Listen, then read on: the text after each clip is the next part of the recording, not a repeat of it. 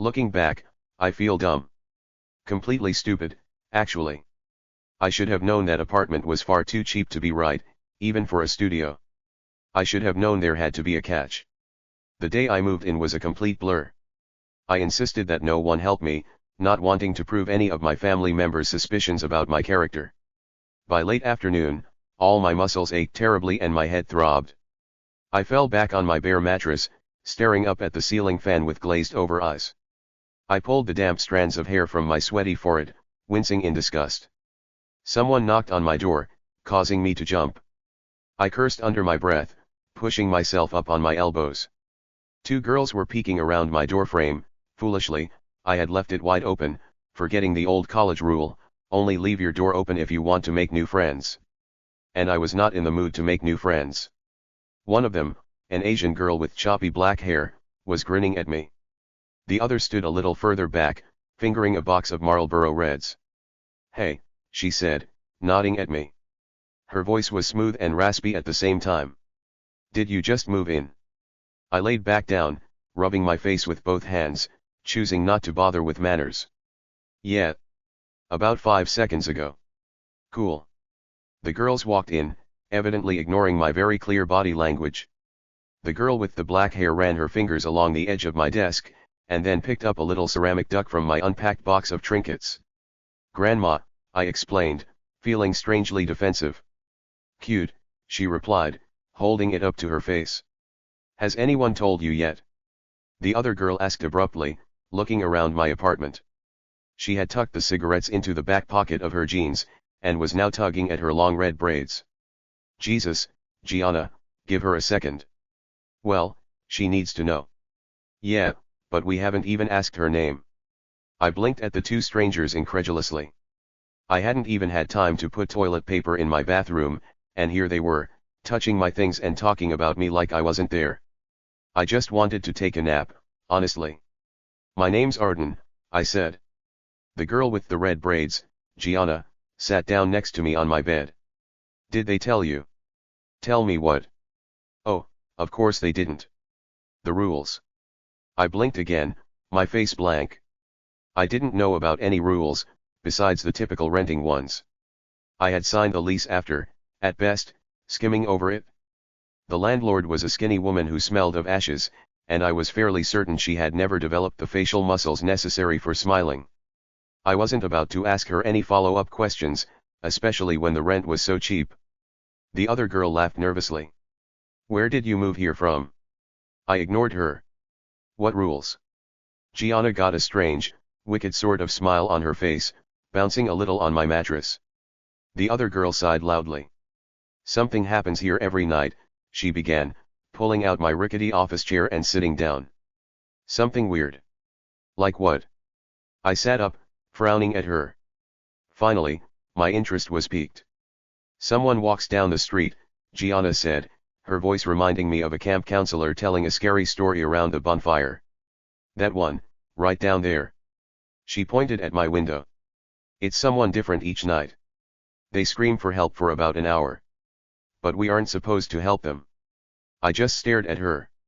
I felt a small chill run up my spine. I didn't know what to make of all this. "It happens at a different time every night," the other one said softly. "We never know when it's coming." "Why?" She shrugged almost sadly. "We don't know why." I scoffed, leaning my elbows against my knees. "I don't believe you." The girl shrugged. "You don't have to. You'll see for yourself." The look in her eyes made me want to believe her. She seemed sincere, but I couldn't even begin to fathom what they were saying being true. It was too strange, too outlandish. I knew this wouldn't be the nicest neighborhood, but it couldn't be that bad. It had to be a prank, they had to be hazing me or something. "We'll come back later," Gianna said matter-of-factly. "We'll show you." Before I could protest, she grabbed the other girl by the wrist, and they were gone. I followed them to the door, watching them march down the hall, talking to each other in hushed voices. I closed my door behind them. That night, as promised, they came back. They came dragging along two boys. One was somewhat muscular, wearing a tight black t-shirt and baggy jeans, and my eyes were instantly drawn to a silver heart-shaped locket around his neck. He smiled at me and introduced himself as Will when he walked in. The other boy was smaller but chubbier, and nervous looking, with a buzz cut and ill-fitting cargo shorts. His name, I was told, was Matteo.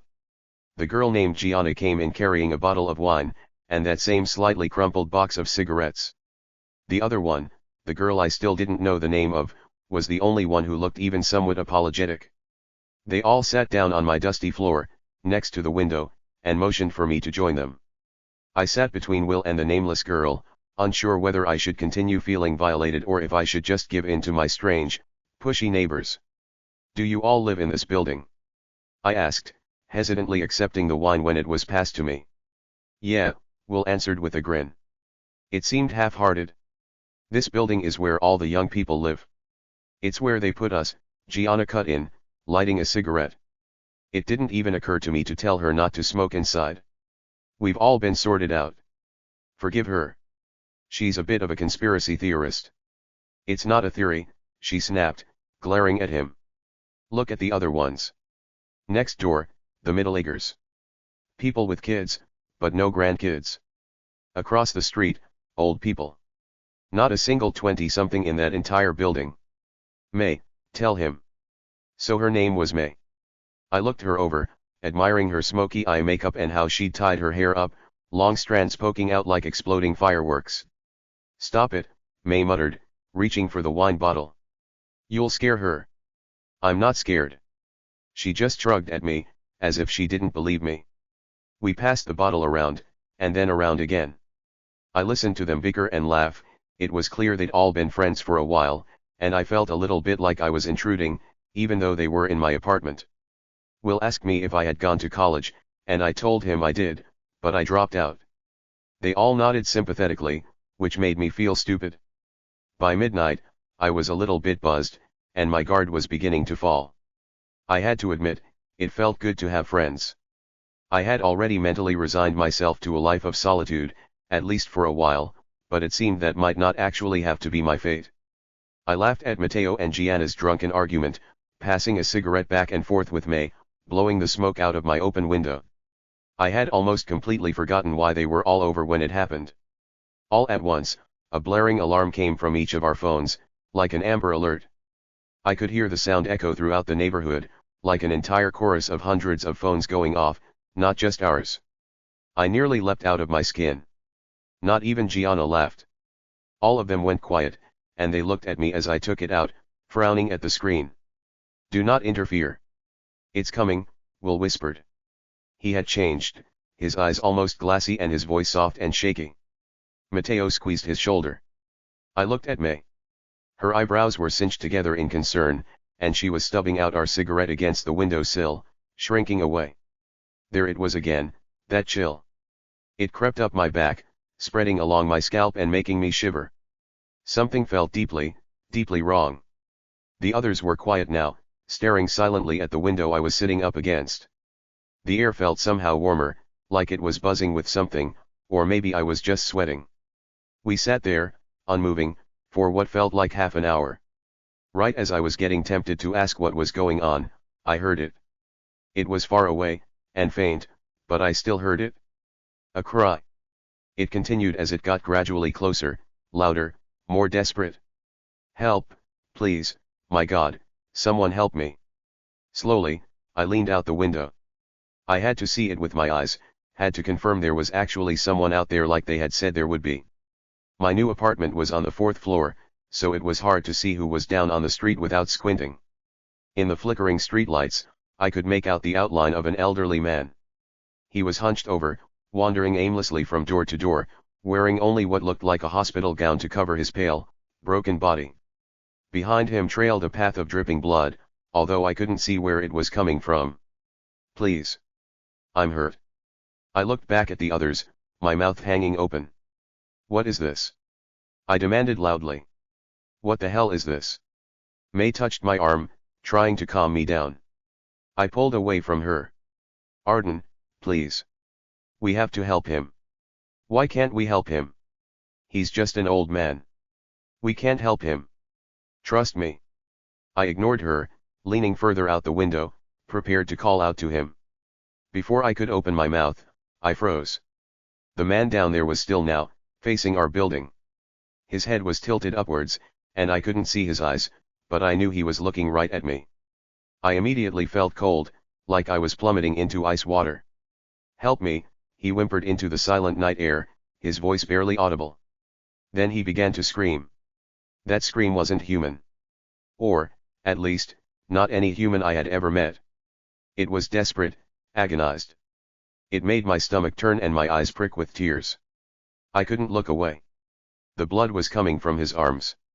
Or, I should say, his lack of arms. Where his arms should have been there were only bloody, mangled stumps. They looked fresh. He didn't move other than a shaky sway, and his eyes didn't leave me. His shriek slowly molded into words that I could just barely understand.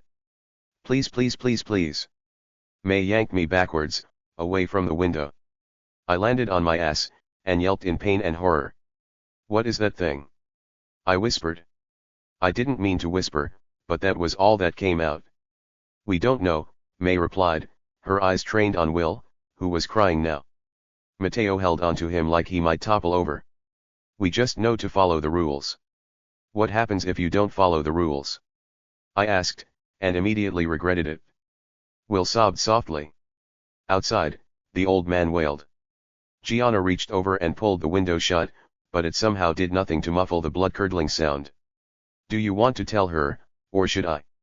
Mateo asked Will. Will just shook his head. He was clutching his locket now, turning the little heart over between his fingers. Mateo sighed and turned towards me. "A couple of months ago, one of them got to Will's girl." "Shannon," Gianna butted in. "Her name was Shannon." Sorry. "Her name is Shannon." I swallowed, but whatever I did, nothing would force down the lump in my throat. "What happened?" Mateo shook his head. "We don't know, we were all together when the screaming started.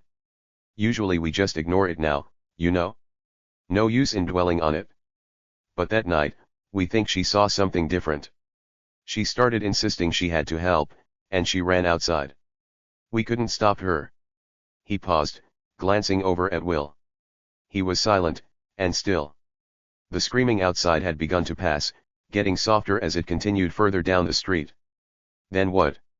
He shrugged. "Nothing. She was just gone." I pressed my lips together, trying to process all of this. I really had believed they were messing with me, but I had seen it, I had witnessed it firsthand. And it terrified me. "Why doesn't anyone leave?"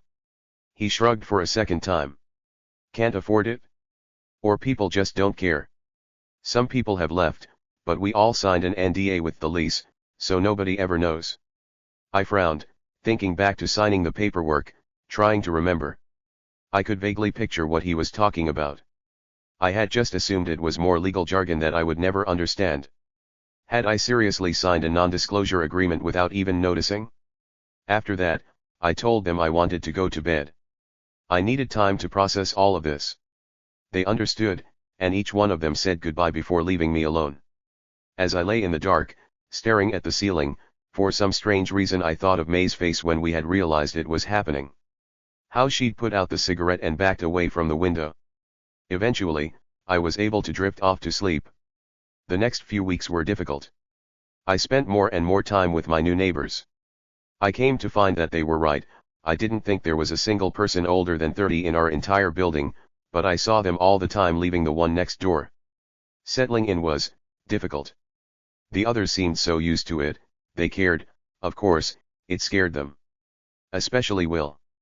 But you could tell they had been here a while by the way they sighed, closing the blinds and focusing harder on whatever they were doing. Eventually, I began to mimic them. It helped a little bit to pretend it was normal, as strange as that sounds. Moving out wasn't really an option for me, anyways.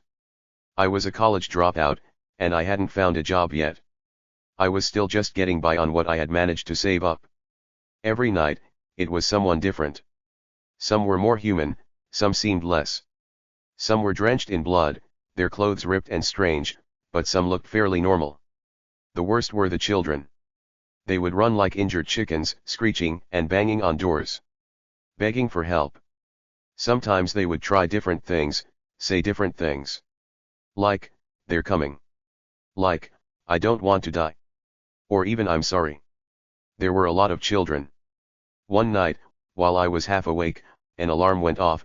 It wasn't like the one on our phones, it was blaring, only somewhat muffled by my window. My apartment glowed a flashing red from outside. I didn't even look. I was too scared of what I might see. I just covered my head with my pillow and tried to fall back asleep. I came to learn all of the theories, especially from Gianna. She thought we had all been chosen and predetermined to live here, all for some sick little government game. She thought maybe there were people betting on the different buildings, putting down money on who would interfere the least. See that?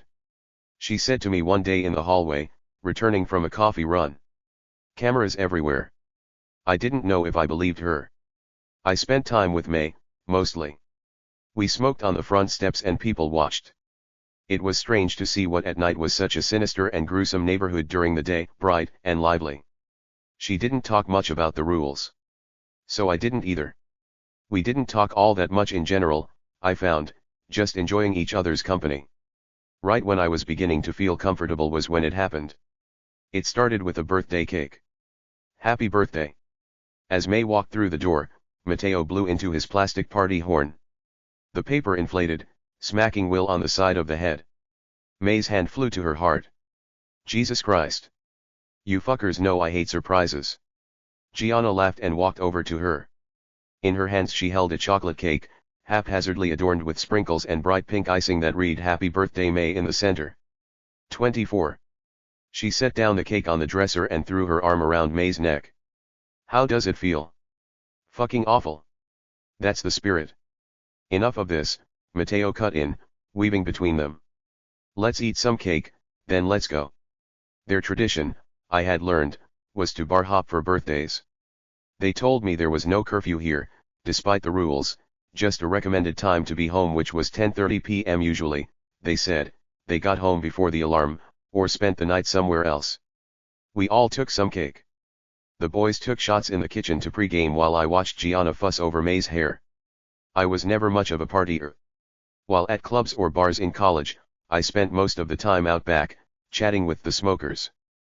But then again, I was never much of a friend group person either, so maybe the circumstances were changing. I watched them all troop outside to Matteo's car.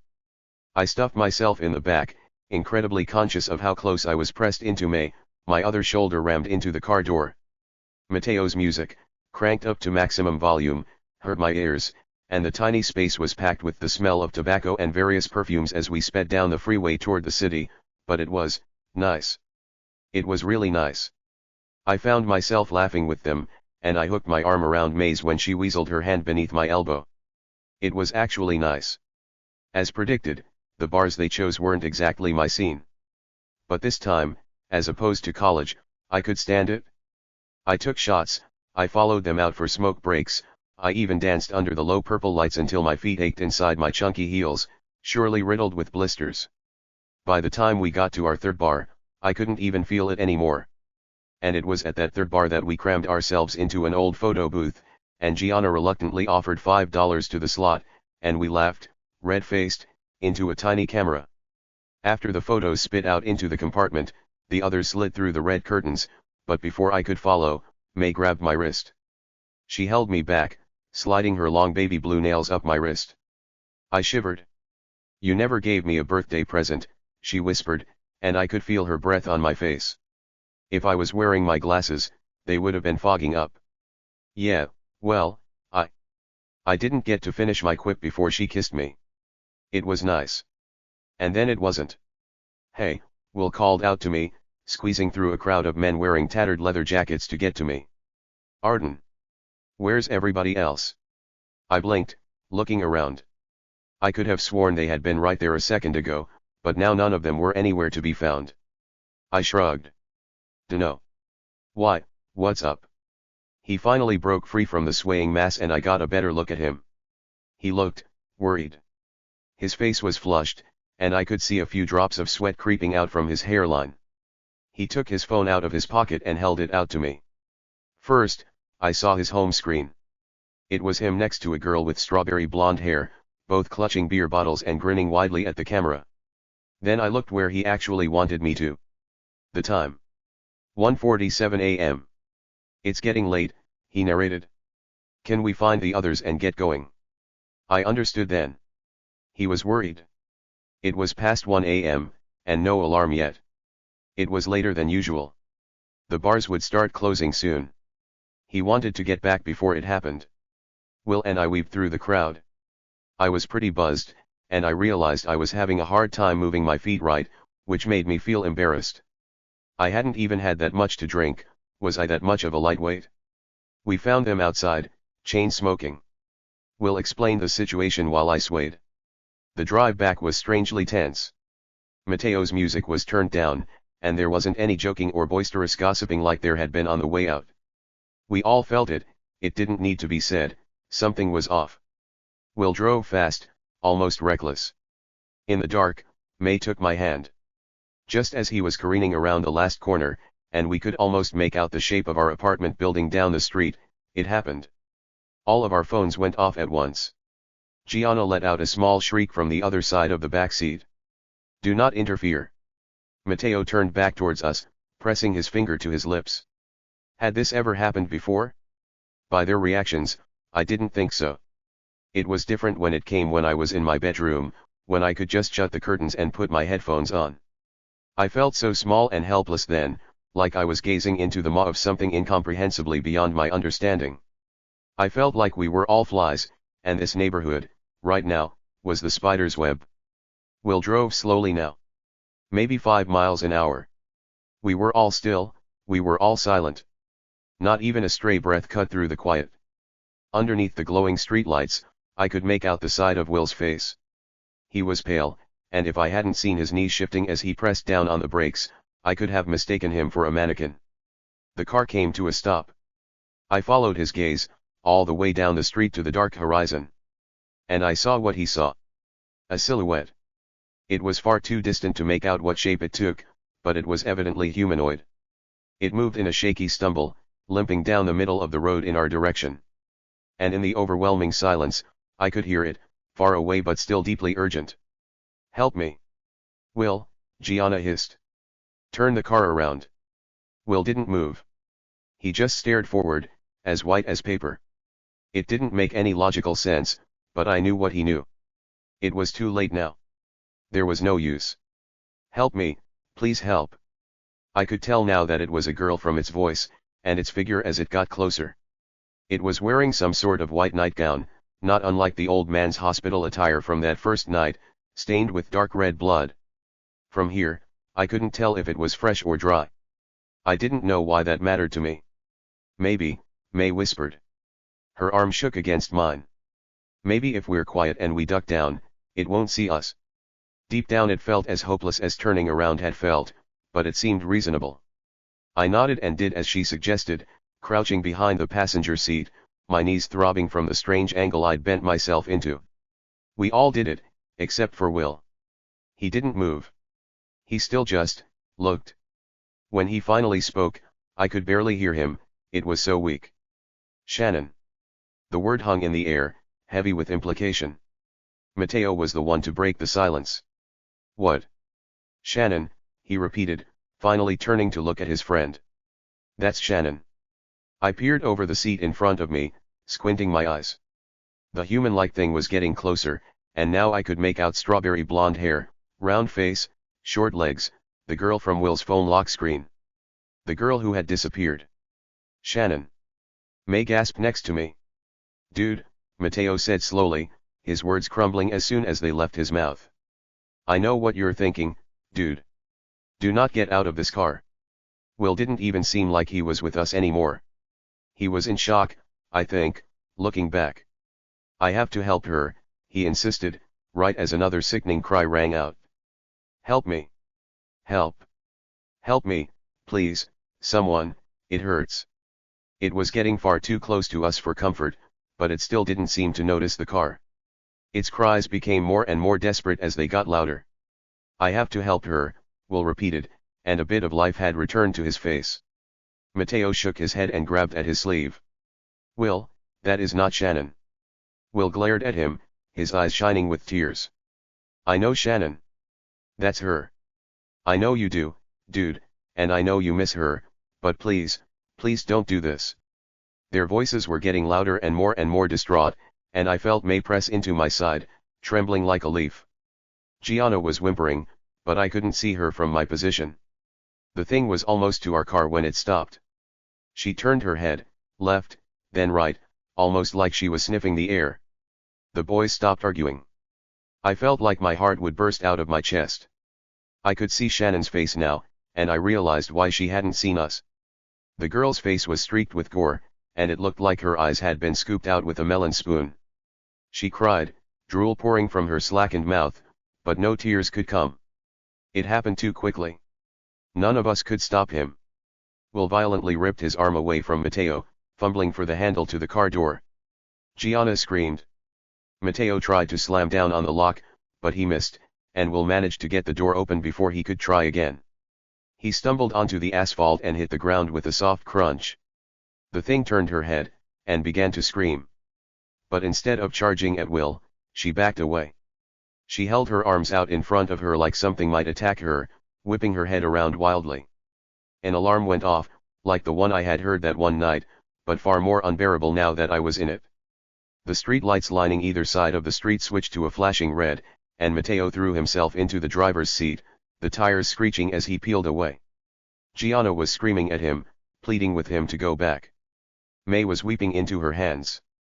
I didn't move, didn't make a sound. I didn't understand. As we sped away, I looked back. I couldn't help it.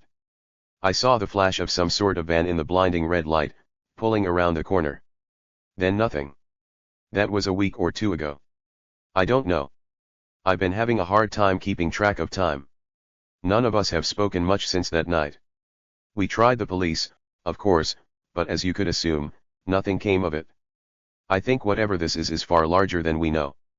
I don't know if it's some kind of experiment, or just a sick game, but I'm going to move back into my parents' house next week, despite all their berating, and then figure out what to do from there. I don't know if that was really Shannon that we saw that night, or if it was something else, and I don't know which is worse. All I know is that last night, I heard Will's voice outside my window. Crying. Pleading for help. I didn't interfere.